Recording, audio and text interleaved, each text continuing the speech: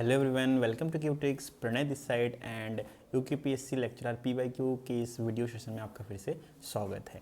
ठीक है, हमारा जो एग्जाम प्रिपरेशन चलेगा ये मई 2025 के अकॉर्डिंग उसके बेस पे चल रहा है और सब्जेक्ट किनका होगा, जो बायोलॉजी या फिर लाइफ साइंस है उनके लिए। ओके, तो without wasting for the time let's dive into the first question. First question क्या है हमारा, with in a gene recon is a unit of. देखिए एक रिकॉन क्या बात कर रहे हैं, जैसे हम बात करें यहाँ पे जीन के अंदर बहुत सारे यूनिट होते हैं। ठीक है, एक जीन पहली बात तो खुद ब खुद में क्या होती है, एक सिस्ट्रॉन होती है। सिस्ट्रॉन मतलब क्या है कि सीक्वेंस ऑफ डीएनए और फिर segment of DNA which is responsible for coding of protein. ठीक है, तो ये वो हो गया। ठीक है, तो डीएनए का कोई भी एक सीक्वेंस जो क्या होगा, responsible for coding of protein, तो उसको क्या बोलते हैं, वो एक्चुअल में क्या होती है हमारी जीन, क्योंकि जीन ही कोडिंग करती है प्रोटीन के लिए। यहाँ पे क्लियर है। अब होता है कि हम बात करें यहाँ पे म्यूटॉन एक होता है और एक यूनिट होती है, वो क्या होती है हमारी म्यूटॉन। ये क्या होती है, म्यूटॉन क्या होती है, smallest unit at the DNA. मतलब जो डीएनए डबल स्ट्रैंड है हमारे पास, फिर डीएनए का जो भी सीक्वेंस है उसके ऊपर वो सबसे छोटी यूनिट, वो सबसे छोटा पार्ट उस डीएनए का जिसके अंदर क्या हो सकता है, क्या पॉसिबल है, उसके अंदर वहां पे म्यूटेशन पॉसिबल है। ठीक है, तो यहाँ पे समझ में आ गया। तो म्यूटॉन मतलब क्या होगा, the smallest unit where mutation could occur. क्या बोलेंगे, कुड अकर, नहीं बोलेंगे अकर्स, बोलेंगे कुड अकर, वहां पे हो भी सकता है। ठीक है, कुड अकर। ठीक है, तो सपोज करते हैं कि ये एक हमारा डीएनए है, डीएनए का डबल स्ट्रैंड है। ये हमारे पास एडेनिन गुआनिन साइटोसिन थायमिन, वहीं पे थायमिन साइटोसिन गुआनिन एडेनिन। ठीक हो गया। तो ये जो सिंगल यूनिट होगा, यहाँ पे जो ये वाली जो सिंगल यूनिट होगी, एक सिंगल बेस, इसको क्या बोलेंगे हम, इसको बोलेंगे म्यूटॉन, विच कैन बी म्यूटेटेड, और वो क्या कर सकता है, responsible for the mutation of the total genome. Okay, अब यहाँ पे ये बात हो गई। ठीक है, अब यहाँ पे डिलीशन हो सकता है, डुप्लीकेशन हो सकता है, इंसर्शन हो सकता है, कुछ भी हो सकता है, वो अलग बात है। लेकिन यहाँ पे अगर इस पॉइंट पे हो सकता है उसको बोलेंगे हम म्यूटेशन। रिकॉन क्या होती है, recon is a unit of recombination. Recon क्या होती है, it is a unit of recombination. नाम से ही पता चल रहा है, इसमें कोई दिमाग लगाने वाली कोई बात है नहीं। ठीक है, बट फिर भी रिकॉन क्या होती है कि ऐसी यूनिट, वो यूनिट जो क्या कर सकती है, डीएनए के अंदर रिकॉम्बाइन हो सके। रिकॉम्बाइन मतलब क्या है कि इसी सिमिलर पार्ट को लेते हैं, इसी पोर्शन को लेते हैं। और जब मैं बात करता हूं यहां पे AGCT, सिंपल टर्म में ले रहा हूं मैं। ठीक है, तो जब यहां पे क्या हो सकता है, इनके बीच में यहां पे देखिए क्या हो सकता है, ये रिकॉम्बिनेशन हो सकता है। जब रिकॉम्बिनेशन हो सकता है तो उसको क्या बोलेंगे हम, इस पर्टिकुलर यूनिट को क्या बोलेंगे हम, इस पर्टिकुलर यूनिट को क्या बोलेंगे हम, एक रिकॉन यूनिट। मतलब जिसके अंदर रिकॉम्बिनेशन, रिकॉम लिख दिया मैंने, जिसके अंदर क्या हो सकता है, हमारा रिकॉम्बिनेशन हो सकता है। रिकॉन मतलब यूनिट ऑफ रिकॉम्बिनेशन, मतलब smallest part of DNA which could be undergo recombination. ठीक है, जो कि डीएनए का जो बेसिक स्ट्रक्चर है या फिर बेस स्ट्रक्चर है, बेस इन द मतलब बेस का मतलब ये नहीं कि जो नाइट्रोजनस बेस, बेस मतलब क्या है कि उसका एक्चुअल में जो उसका क्या कहते हैं, जहाँ से वो पेरेंट डीएनए आया उसका जो बेस है वो चेंज कर सकता है, उसको रिकम्बाइन कर सकता है, उसको बोलेंगे हम रिकॉन। ओके, आई गेस यहाँ पे क्लियर है। आगे बढ़ते हैं नेक्स्ट क्वेश्चन की तरफ। तो नेक्स्ट क्वेश्चन क्या है कि mitochondrial DNA, empty DNA differs from nuclear DNA. Nuclear DNA और माइटोकॉन्ड्रियल डीएनए में क्या होता है, आपको पता है, जो भी यूकैरियोटिक सेल्स होते हैं, यूकैरियोटिक सेल में क्या होता है, एक क्लोरोप्लास्ट होता है जिसके अंदर डीएनए होता है, एक माइटोकॉन्ड्रिया होता है और एक न्यूक्लियस होता है। इन तीन के पास डीएनए होती है। अब क्लोरोप्लास्ट और माइटोकॉन्ड्रिया का डीएनए उसके अंदर के सारे फंक्शनल चीज़ों को वहाँ पे क्या कहते हैं, बनाने का काम करते हैं। उसके अंदर के सारे प्रोटीन का सिंथेसिस, वहाँ पे सारे के सारे नहीं बोलेंगे, क्योंकि माइटोकॉन्ड्रियल डीएनए कुछ प्रोटीन बनाते हैं और न्यूक्लियर डीएनए कुछ प्रोटीन बनाते हैं, और वो मिलके क्या कहते हैं, फंक्शनल प्रोटीन बनाते हैं फॉर माइटोकॉन्ड्रिया। उसके पीछे नहीं पड़ते अभी हम यहीं पे रुकते हैं। क्या कह रहे हैं कि जो माइटोकॉन्ड्रियल डीएनए है, जो माइटोकॉन्ड्रियल डीएनए है, क्या कह रहे हैं कि न्यूक्लियर डीएनए से डिफरेंस कैसे है। तो एक्चुअल में माइटोकॉन्ड्रियल डीएनए क्या होता है, इट इज सर्कुलर डीएनए, ना ही ये लीनियर होता है। लीनियर डीएनए होता है न्यूक्लियस में। ठीक है, तो डिफरेंस की बात नहीं आ गई इसमें। Having a triple Bond tea तो कभी पॉसिबल ही नहीं है। हमेशा सी और जी के बीच में ट्रिपल बॉन्ड होगा, ठीक है। नॉर्मल कंडीशन में ए ट्रिपल बॉन्ड टी या फिर adenine triple bond thymine possible ही नहीं है। और बीइंग हाईली ट्विस्टेड ये भी यहाँ पे नहीं हो सकता। ओके, तो क्लियर आंसर क्या है हमारा, बीइंग सर्कुलर, क्योंकि आप सबको पता है न्यूक्लियस का डीएनए क्या होता है हमारा, लीनियर होता है, तो इसीलिए क्या होता है इसका डीएनए क्या होता है, माइटोकॉन्ड्रियल डीएनए वाला हमारा क्या होता है, सर्कुलर डीएनए होता है, फिर एक प्लाज्मिड जैसा होता है। ओके, नेक्स्ट क्वेश्चन पे आगे बढ़ते हैं कि लैम्प ब्रश क्रोमोसोम्स इन्वॉल्व्स इन दी सिंथेसिस। देखिए जो क्रोमोसोम, अभी यहाँ पे एक सिंपल सा टर्म है लैम्प ब्रश क्रोमोसोम। अब क्रोमोसोम्स क्या होते हैं, क्रोमोसोम होते हैं हमारे डीएनए, क्रोमोसोम क्या होते हैं हमारे डीएनए होते हैं। तो डीएनए किस लिए रिस्पॉन्सिबल होते हैं, इधर आरएनए प्लस प्रोटीन के लिए रिस्पॉन्सिबल होते हैं, वो यही तो होते हैं। इन केस ऑफ लैम्ब्रस क्रोमोसोम किस लिए रिस्पॉन्सिबल होते हैं, आरएनए प्लस योक मटेरियल के लिए रिस्पॉन्सिबल होते हैं। हालांकि कुछ डीएनए का पार्ट भी वो क्या कहते हैं सिंथेसाइज करते हैं, लेकिन वो रेप्लिकेशन के थ्रू कर रहे होते हैं, ठीक है, योक प्रोटीन के थ्रू, ठीक है। तो ये दो चीजें के लिए रिस्पॉन्सिबल होते हैं। तो इसका करेक्ट ऑप्शन क्या होगा हमारा, आरएनए एंड प्रोटीन। इसमें कुछ समझने ऐसा कुछ नहीं है, हाँ समझने ऐसा इतना है कि क्रोमोसोम होता डीएनए है, तो डीएनए का काम क्या होता है, आरएनए प्लस प्रोटीन का सिंथेसिस करना। In case of lamp brush chromosome उसमें क्या होता है हमारा, जो है कहते हैं हम फ्लाई के सलाइवा में होता है ना, वहीं पे तो सलाइवरी ग्लैंड में ही होता है ना लैम्प ब्रश क्रोमोसोम, ठीक है। तो जो लैम्प ब्रश क्रोमोसोम होता है, वो लैम्प ब्रश क्रोमोसोम क्या होता है हमारा, वो आरएनए एंड योक प्रोटीन के सिंथेसिस में काम आता है। ओके, नेक्स्ट क्वेश्चन पे आगे बढ़ते हैं कि which of the following has anticodon. देखिए एंटीकोडॉन क्या होता है, एंटीकोडॉन इज अ 3 कोडॉन क्या होता है, पहले कोडॉन समझ लेते हैं फिर एंटीकोडॉन समझ लेते। कोडॉन क्या होता है, ये 3 बेस पेयर वाला सब यूनिट, जैसे कि सबसे कॉमन वाला लेता हूं मैं ए यूजी किस, ये मतलब एडेनिन यूरेसिल गुआनिन, ये कोडॉन है। इस कोडॉन को रीड करने ये वाला कोडॉन कौन से वाले अमाइनो एसिड के लिए रिस्पॉन्सिबल होता है, ये होता है मिथ्योनिन के लिए, ठीक है, ये मिथ्योनिन के लिए रिस्पॉन्सिबल होता है। अब इस कोडॉन को रीड करने के लिए, मतलब ये किस पे है हमारा, ये हमारे पास एमआरएनए है, और एमआरएनए पे यहाँ पे स्टार्ट कोडॉन बोलते हैं इसको, ये यूजी है स्टार्ट कोडॉन। अब स्टार्ट कोडॉन को रीड कौन करता है, टीआरएनए रीड करता है। तो सपोजिटली यहाँ पे हमारे पास ये टीआरएनए है, मैं इसका बेसिक स्ट्रक्चर को इस तरह से बनाता हूँ, गलत बना दिया मैंने, सॉरी, छोटा बना दिया, गलत तो क्या ही बोले, थोड़ा छोटा हो गया ना। अब इसको यहाँ पे कुछ इस तरीके से समझते हैं कि ये कुछ ऐसे बना हुआ है हमारे पास, ठीक है, यहाँ पे डी लूप हो गया यहाँ पे, ठीक है, ऐसा हो गया, यहाँ पे कहते हैं एक्सेप्टर आर्म हो गया, ये चीज़ नहीं पढ़ते।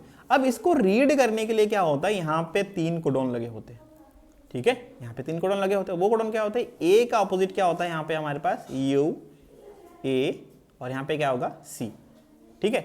तो इस वाले पोर्शन को, टीआरएनए के इस वाले पोर्शन को जो रीड करता है कोडॉन को, ये हमारे पास एमआरएनए है, ये एमआरएनए ट्रांसक्रिप्ट है, और ये हमारे पास टीआरएनए है, ठीक है। तो एमआरएनए के ट्रांसक्रिप्ट को रीड करने के लिए क्या कहते हैं, जो यूएसी है, वो यूएसी को क्या बोलते हैं हम, एंटीकोडॉन, ठीक है। तो ठीक है, तो एसएनआरएनए या फिर स्मॉल न्यूक्लियर आरएनए का काम क्या होता है हमारा, वो होता है स्प्लाइसियोसोमल कॉम्प्लेक्स में काम आता है। अभी क्या बोलेंगे हम, आरएनए चॉपिंग में काम आता है, बेसिकली एमआरएनए चॉपिंग में, उसको काटने में काम आता है, ठीक है। आरआरएनए क्या होता है हमारा, राइबोसोमल होता है, जो इस पूरे के पूरे कॉम्प्लेक्स को क्या करता है, ये पकड़ के रखता है इस तरीके से। इसमें से 3 पोर्ट होते हैं, ठीक है, ये ऊपर वाला हैवी वाला, नीचे वाला लोअर वाला, ठीक है। तो इस तरीके से होता है, ये वाला हो गया आगे हमारा आरआरएनए। तो टीआरएनए पे क्या होता है हमारा, एक्चुअल में हमारा एंटीकोडॉन प्रेजेंट होता है। तो एक्चुअल ऑप्शन क्या होगा हमारा इस वाले क्वेश्चन के लिए, टीआरएनए, जिसके ऊपर एंटीकोडॉन प्रेजेंट होता है। एक्सेप्टर आर्म भी इसी में होता है, और एक्सेप्टर आर्म कभी क्वेश्चन ऐसा भी आ सकता है कि एक्सेप्टर आर्म क्या होता है, एक्सेप्टर आर्म होता है हमारा CCA, ठीक है, 3' to 5', ओके। नेक्स्ट क्वेश्चन पे आगे बढ़ते हैं कि द फंक्शन ऑफ टॉपोइसोमरेज इज। देखिए जब डीएनए के अंदर रेप्लिकेशन फोर्क बनता है, तो रेप्लिकेशन फोर्क को फॉर्म करने के लिए हेलिकेज आती है, ठीक है, हेलिकेज आते हैं। हेलिकेज क्या करते हैं, इसको अनवाइंड करते हैं, डीएनए के जो डबल स्ट्रैंड को जो ट्विस्टेड है उसको अनवाइंड करते हैं, बेस पेयर के बीच में निक करते हैं, उसको गैप करते हैं, और उसी के बाद क्या होता है, एक लैगिंग स्ट्रैंड लीडिंग स्ट्रैंड बनता है। आपको इतना पता है। अब जब हम आगे बढ़ते हैं इससे, तो जब क्या कहते हैं डीएनए में क्या कहते हैं यहाँ पे रेप्लिकेशन फोर्क कुछ इस तरीके से आगे बढ़ता है, सपोज करते हैं कुछ इस तरीके से यहाँ पे आगे बढ़ रहा है, और ये सर्कुलर डीएनए के बारे में बात कर रहे हैं, ठीक है, तो रेप्लिकेशन फोर्क क्या होता है हमारा, बाई डायरेक्शनल होता है। तो जब ये ऐसा आगे बढ़ता है तो क्या होता है, इसके एंड में ना क्या कहते हैं, ये डीएनए ना बहुत ज़्यादा उलझ जाते हैं। जैसे किसी रस्सी को आप खोलोगे, आप किसी क्या कहते हैं कोई छोटा मोटा धागा होगा, उसके क्या कहते हैं जो एक दूसरे के साथ क्या कहते हैं थ्रेड से उसको खोलते हो, तो दोनों साइड में क्या कहते हैं जो रस्सी टाइट होने लगती है ना, एक्स्ट्रा कॉइलिंग होती है, तो उसको क्या बोलते हैं, सुपर कॉइलिंग। तो डीएनए में भी यही होता है कि जब इसके अंदर से हेलिकेजेस इसको क्या कहते हैं खोलती है, तो इसके इस वाले एंड में और दोनों एंड में क्या होता है हमारा सुपर कॉइलिंग होने लगती है, मतलब डीएनए एक दूसरे से उलझने लगते हैं। तो उस उलझने को ठीक करने के लिए एंजाइम आता है जिसको बोलते हैं हम टोपोइसोमरेज 1 एंड टोपोइसोमरेज 2। ठीक है, 2 टोपोइसोमरेज आते हैं। इन टोपोइसोमरेज का काम क्या होता है, इन सुपर कॉलिंग को रिलैक्स करना। सुपर कॉलिंग को रिलैक्स कैसे करते हैं कि जैसे यहाँ पे लास्ट में उलझ जाता है तो उस जगह पे एक कट डालते हैं, कट डालने के बाद ठीक होते ही उसको पकड़ के रखते हैं, जैसे ठीक हो जाता है वापस से इसको जोड़ देते हैं। मतलब क्या करते हैं, निक करते हैं, कट डालते हैं, कटने के बाद उसको सील कर देते हैं। ठीक है, तो रेप्लिकेशन फोर्क को फॉर्म करने का काम नहीं करते हैं ये। ठीक है, सिंथेसिस ऑफ आरएनए प्राइमर का काम करते हैं, आरएनए पॉलीमरेजेस कर रहे होते हैं। इसका काम कौन कर रहे होते हैं, हमारे आरएनए पॉलीमरेजेस काम कर रहे होते हैं। इसका काम क्या होता है, हमारा हेलिकेज होता है एक एंजाइम। ठीक है, और भी एंजाइम होते हैं, भी हेलिकेज जान लीजिए। ठीक है, नेक्स्ट क्या होता है कि निक एंड सील और डीएनए स्टैंड। एक्चुअल ऑप्शन क्या होगा हमारा, ये निक करता है मतलब कट करता है, जहां पे सुपर कॉलिंग हो रही होती है, सुपर कॉलिंग को फिक्स करने के बाद वापस से उसको सील कर देता है। लाइगेज का काम एक्शन कर रहा होता है वहां पे। ठीक है, नेक्स्ट क्वेश्चन पे आगे बढ़ते हैं कि polyploidy is induced through. Polyploidy मतलब क्या होती है कि जब कभी सेल के अंदर क्या होता है हमारा माइटोसिस हो रही है, फिर मियोसिस हो रही है, तो उस टाइम पे क्या होता है, ये न्यूक्लियस के बारे में बात कर रहा हूं मैं, तो क्रोमोसोम्स क्या होते हैं, सेपरेट होते हैं 2 साइड में। यहाँ पे क्रोमोसोम क्या है हमारे पास, ये हमारे पास क्रोमोसोम है, ये सेपरेट हो रहे हैं। सपोज करते हैं यहाँ पे हमारे पास एक ही क्रोमोसोम था, वो 2 हो गए। क्या होते हैं कि इन दोनों के बीच में यहाँ पे क्या बनता है, हमारा पोल बन रहे होते हैं। ठीक है, माइक्रोफाइबर्स बनते हैं। माइक्रोपोल्स कैसे बनते हैं, आप लोगों ने पुराना डायग्राम में देखा होगा, फिर नया डायग्राम में भी देखा होगा कि हमें डॉट डॉट लाइनें बनी होती है। वो डॉट लाइनें क्या होती है, हमारी माइक्रोफाइबर्स होती है। ठीक है, माइक्रोफाइबर्स होते हैं जिसको माइक्रोफाइबर स्पिंडल होते हैं, जिसको खींचते हैं 2 पोल की तरफ, 2 पोर्शन की तरफ खींच देते हैं, जिससे क्या कहते हैं 2। तो जनरल नॉर्मल कंडीशन में क्या होना चाहिए कि 2 न्यूक्लियस बन जाए। 2 न्यूक्लियस अभी नहीं बनाते हैं, नॉर्मल कंडीशन में कुछ ऐसा होना चाहिए कि एक न्यूक्लियस बने, न्यूक्लियस के दोनों साइड में क्या हो हमारा इस तरीके से 2 क्रोमोसोम चल जाए। लेकिन कुछ ऐसे क्या कहते हैं म्यूटाजेनिक या फिर कुछ ऐसे केमिकल है जो क्या कर सकते हैं, हमारे इस चीज को ब्लॉक करते हैं और क्या करते हैं, इसको कुछ इस तरीके से कर देते हैं, जिससे क्या बनता है हमारा एक जो बिना क्रोमोसोम वाला ही बन सकता है, और एक हमारे पास क्या हो सकता है हमारा, और इस कंडीशन को क्या बोलते हैं हम, पॉलीपोलाइडी। पॉलीपोलाइडी आई गेस क्लियर है। अब इस चीज को रोकने के लिए क्या कहते हैं, ना इथाइलिन का भी काम आता है, ना म्यूटाजेनिक केमिकल्स काम आते हैं, म्यूटेशन होता है। वो इरेडिएशन में भी काम नहीं होता। इरेडिएशन मतलब क्या है कि किसी रेडियोएक्टिव सिग्नल या फिर रेडियोएक्टिव लाइट को वहां पे डाल दिए, तो उससे क्या होता है, हाँ फंक्शनलिटी खराब हो सकती है, लेकिन पॉलीपोलरिटी को इंड्यूस करने के लिए वो काफी नहीं है। तो एक्चुअल आंसर क्या है इसका, कोल्चिसिन। और एक है ऑप्शन क्या है, ओराइजलिन। ठीक है, वैसे तो बहुत सारे हैं, तो और एक मैंने खाली एक्स्ट्रा बता दिया कि कोल्चिसिन के साथ साथ और भी है ओराइजलिन, जो क्या कहते हैं लैब में हम इंड्यूस कर सकते हैं एज अ लेबोरेटरी। अगर रिसर्च स्कॉलर है आप, तो लैब में आप क्या कहते हैं ओराइजलिन या फिर कोल्चिसिन को सेल डिवीजन के ड्यूरिंग क्या कर सकते हैं, वहाँ पे वहाँ पे इंट्रोड्यूस कराएंगे, तो क्या होगा, वो पॉलीपोलरिटी को इंड्यूस कर देगा। समझ में आ गया। नेक्स्ट क्वेश्चन पे आगे बढ़ते हैं कि the cell organelle which do not have DNA is. क्या कहते हैं कि ऐसा सेल ऑर्गेनेल जिसके अंदर क्या नहीं है, हमारे पास डीएनए नहीं है। ये तो सबसे सिंपल क्वेश्चन है। अभी तक हमने बात करी, न्यूक्लियस के अंदर डीएनए होता है, माइटोकॉन्ड्रिया के अंदर डीएनए होता है, क्लोरोप्लास्ट का डीएनए होता है। सिर्फ और सिर्फ गोल्गी बॉडी इकलौता ऐसा कंपोनेंट है जिसके अंदर डीएनए नहीं होता। इसका काम क्या होता है, इसका काम होता है ट्रांसपोर्ट ऑफ प्रोटीन। ठीक है, ट्रांसपोर्ट ऑफ प्रोटीन। और ये क्या बनाते हैं, किसके थ्रू करते हैं, गोल्गी वेसिकल्स के थ्रू। ठीक है, क्लियर है। नेक्स्ट क्वेश्चन पे आगे बढ़ते हैं। A molecular alteration in chromosomes. Molecular alteration in chromosome that generally accompanies chromosomes condensation during meiosis. मतलब आपने क्या कहते हैं, अपने क्रोमोसोम क्या होता है, फिर क्रोमोसोम हमारा जीनोम है, डीएनए है, तो वो क्रोमोसोम एक्चुअल में क्या होता है, डीएनए प्लस प्रोटीन। तो मल्टीपल प्रोटीन के ऊपर क्या होता है, हमारा डीएनए बाइंड रहता है। उस डीएनए बाइंडिंग को फिर क्या कहते हैं, डीएनए बाइंड हो गया, जब उसको कॉम्पैक्ट स्ट्रक्चर में, कंडेंस्ड स्ट्रक्चर में आ जाता है, तो उस टाइम को क्या बोलते हैं हम, क्रोमोसोम बोलते हैं। ठीक है, क्रोमोसोम कंडेंसेशन बोलते हैं इस प्रोसेस को। तो जब ये क्रोमोसोम कंडेंस्ड होता है, कंडेंस होने के बाद जब क्या कहते हैं रेप्लिकेशन करना होता है, जब रेप्लिकेशन करना होता है, ट्रांसक्रिप्शन करना होता है, तो उस टाइम पे क्या होता है कि ये कंडेंसेशन ना लूज होती है। जैसे ही काम हो जाता है, रेप्लिकेशन हो जाता है, फिर क्या कहते हैं वहाँ पे हमारा ट्रांसक्रिप्शन हो जाता है, तो आफ्टरवर्ड्स क्या होता है, वापस से कंडेंस्ड हो जाती है। तो डी कंडेंसेशन और कंडेंसेशन होती रहती है। अब इस डी कंडेंसेशन और कंडेंसेशन के लिए क्या कहते हैं, वेरियस प्रोटीन्स होते हैं, वो प्रोटीन का फॉस्फोरिलेशन होता है, डीफॉस्फोरिलेशन होता है। ठीक है, तो अगर मैं बात करता हूँ यहाँ पे, तो जनरली क्या कहते हैं, यहाँ पे क्या होता है, एक न्यूक्लियोसोमल बीट बोलते हैं, जो कि क्या होता है, हमारा न्यूक्लियोसोम का ऑक्टामर होता है। इसमें 8 पार्टिकल होते हैं, H1A, H1B, H2A, H2B। ठीक है, क्या होता है हमारा H1A, H2A, H2B, sorry H1A, H2B और HC और HD हमारे पास आ गया। ठीक है, तो ये हमारे पास आ गया, क्या कहते हैं, हमारे 4 सॉरी होते तो एक्चुअल में क्या कहते हैं, हमारे H1A, H1B, ठीक है, इस तरीके से होता है, और H2A, H2B होता है।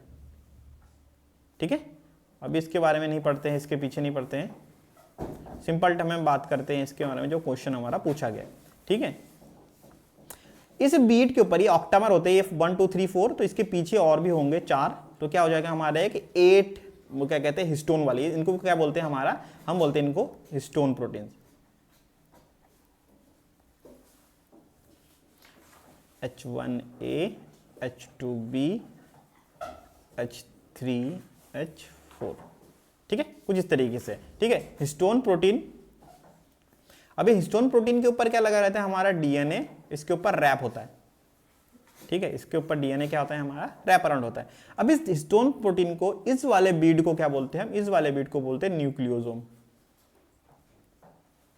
न्यूक्लियोसोम बोलते हैं। अब इस न्यूक्लियोसोम की इस साइड में यहां पे क्या होता है, हमारे एक हिस्टोन प्रोटीन और होता है, जिसको बोलते हैं हम H1।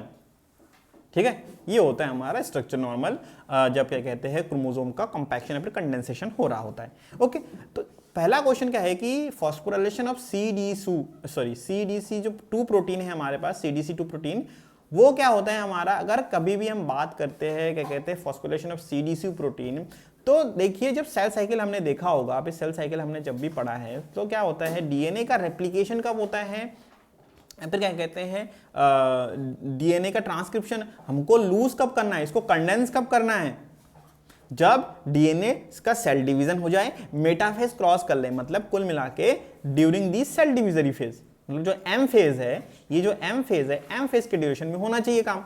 तो इस एम फेज में हर एक क्या कहते हैं जो सेल साइकिल है, इस सेल साइकिल में क्या होता है हमारा G0, या फिर हम बात करते हैं G1S, G2M। ठीक है, 4 फेज होती है जनरली, G0, G1S, G2M, ये 4 फेजेस होगी हमारे पास।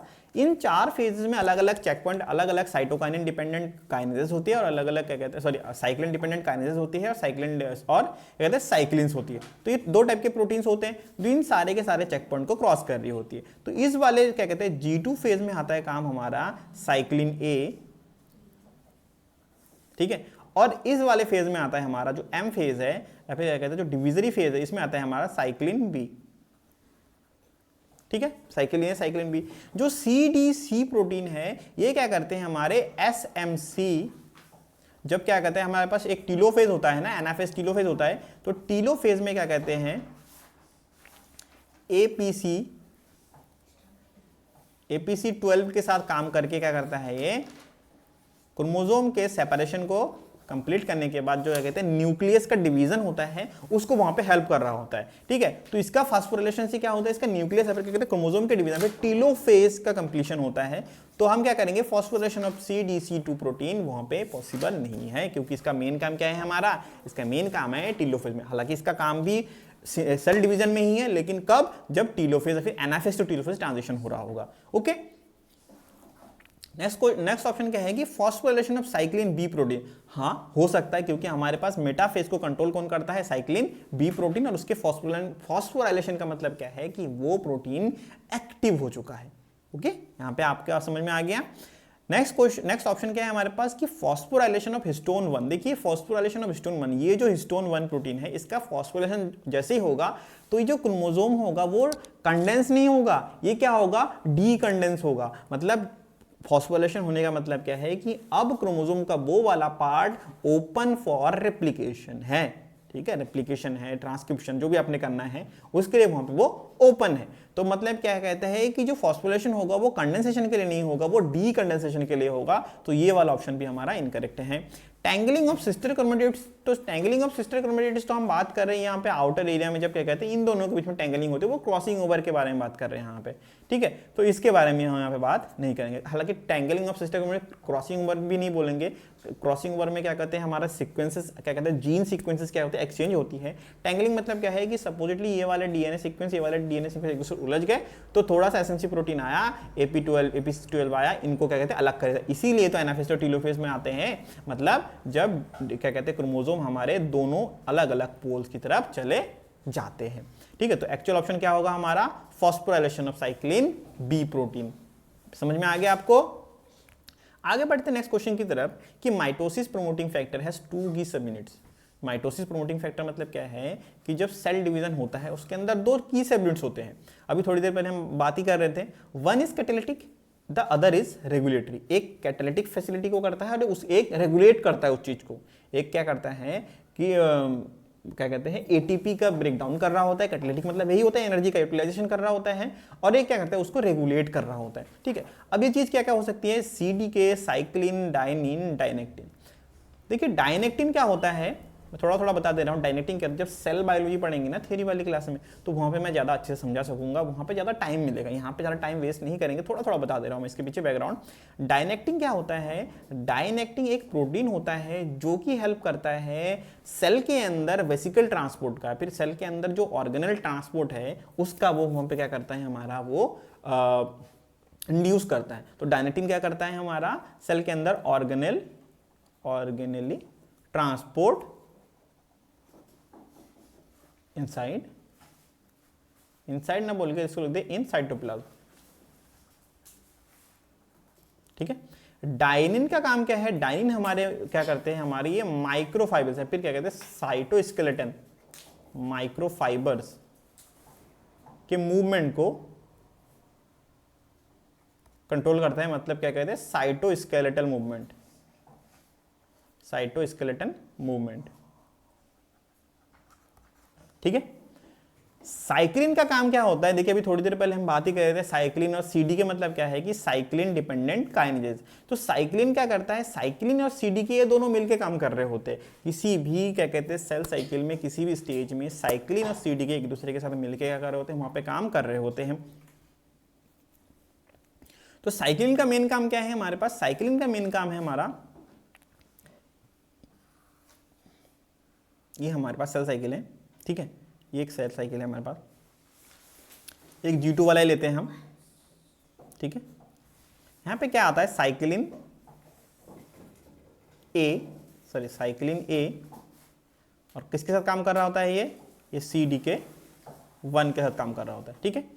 अब इन दोनों के बीच में जब हम बात कर रहे होंगे साइक्लिन ए और CDK1 के बीच में जब बात कर रहे होंगे, तो उस टाइम पे क्या कहते हैं काइनेजेस, साइक्लिन डिपेंडेंट काइनेजेस। इन दोनों में से रेगुलेटरी कौन सा होगा, जो इसको इस पूरे के पूरे फंक्शन को कंट्रोल कर रहा है, और कैटालिटिक कौन होगा, जो क्या कहते हैं एनर्जी को यूटिलाइज कर रहा होगा, ठीक है। तो एनर्जी को यूटिलाइज करने के देखिए जो भी काइनेजेस होती है, जब भी एक टर्म आता है काइनेज, ठीक है, 2 टर्म आते हैं, एक काइनेज और एक फॉस्फेटेज, जो कि अभी है नहीं आपके सिलेबस में यहाँ पे, बट काइनेजेस का मेन रोल क्या होता है, काइनेज का मेन रोल होता है हमारा एटीपी का यूटिलाइजेशन। काइनेज और फॉस्फेटेज दोनों का क्या होता है हमारा एटीपी। एक क्या कहते हैं फॉस्फेटेज हमारा क्या कहते हैं एटीपी को यूज करते हैं, काइनेज कहते हैं एटीपी को वहां पे फॉर्म कर रहा होता है, ठीक है। तो दोनों ही एटीपी का यूटिलाइज कर रहे होते हैं हमारे यहाँ पे।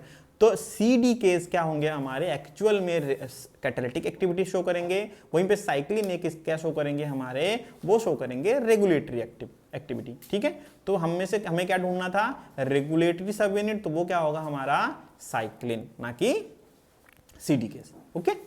नेक्स्ट क्वेश्चन पे आगे बढ़ते हैं हमारा कि which one of the following is known as chemical knives of DNA.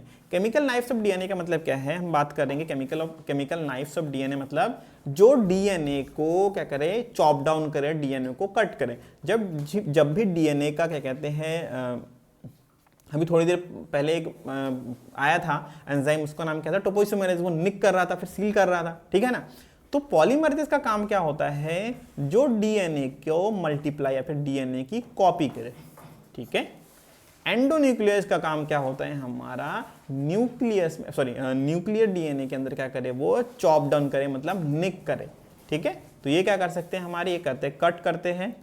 ठीक है, लाइगेज का काम क्या है, इसका काम है, लाइगेज का काम क्या होता है जनरली, देखिए कहीं पे भी लाइगेज डीएनए आ गया तो उसका एक ही काम है, उसका काम है डीएनए को ज्वाइन करना। ठीक है, ट्रांसफर इसका काम क्या होता है, ये डीएनए सेगमेंट्स को क्या कहते हैं, एक पोजीशन पे दूसरी पोजीशन पे वहां पे ट्रांसफर करने का। देखिए नाम में ही सब कुछ छिपा हुआ है। ठीक है, तो ट्रांसफर इसका मेन काम क्या होता है कि एक सीक्वेंस को, फिर डीएनए के एक सीक्वेंस को दूसरी जगह पे वहां पे क्या करना, उसको शिफ्ट करने का काम क्या करता है, ये ट्रांसफर करता है। मतलब क्या कहते हैं, शिफ्टिंग ऑफ डीएनए सीक्वेंस। ठीक है, तो कट करने का काम कौन कर रहा है हमारा, nucleus. Knife of DNA, knife का काम क्या होता है, कट करना होता है। तो सिंपल टर्म में क्या होगा हमारा, जो ये वाला क्वेश्चन का आंसर क्या होगा हमारा, एंडोन्यूक्लियेसेस। ठीक है, यहाँ पे समझ में आ गया आपको। ठीक है, इस लेक्चर को ज़्यादा आगे नहीं बढ़ाते, सेशन को ज़्यादा आगे नहीं बढ़ाते, इसको यहीं पे कंप्लीट करते हैं। तो क्या कहते हैं, मिलते हैं नेक्स्ट सेशन में, नेक्स्ट वीडियो में। तब तक अपना ध्यान रखिए, टाटा।